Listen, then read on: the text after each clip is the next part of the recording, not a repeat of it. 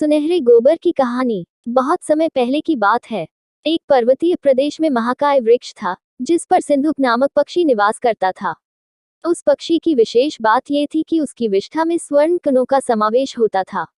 एक दिन एक व्याध उस पर्वतीय प्रदेश में आखेट के लिए आया।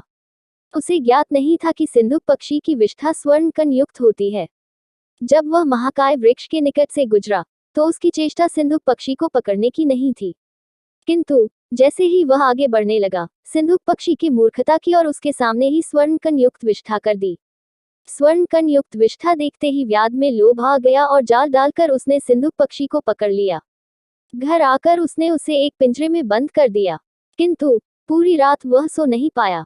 वह सोचता रहा कि यदि किसी तरह इस सिंधुक पक्षी और इसके स्वर्ण कण युक्त विष्ठा की बात राज्य के राजा तक पहुंच गई, तो राजा उसे दंडित कर देगा।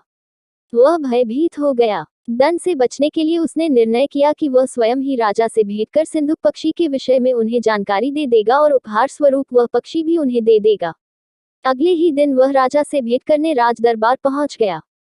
वहां उसने सिंधुक पक्षी प्रस्तुत करते हुए उसकी स्वर्ण कण युक्त विष्ठा के विषय में राजा को सब कुछ बता दिया। पूरी बात जानकर राजा ने अपने सेवकों को आदेश दिया कि वे सिंधुक पक्षी व्याध से लेकर उसका विशेष ध्यान रखें। सेवकों ने वैसा ही किया। उस समय दरबार में राजा का मंत्री भी उपस्थित था और ये सारा घटनाक्रम देख रहा था। उसे व्याध की बातें मूर्खतापूर्ण लगी। उसने राजा को परामर्श दिया कि ऐसी अनर्गल बातों पर विश्वास करना आपको उपहास का पात्र बना देगा, इसलिए व्याध की बातों में न आए। राजा ने मंत्री की सलाह मान ली और सेवकों को आदेश दिया कि सिंधुक पक्षी को स्वतंत्र कर दिया जाए।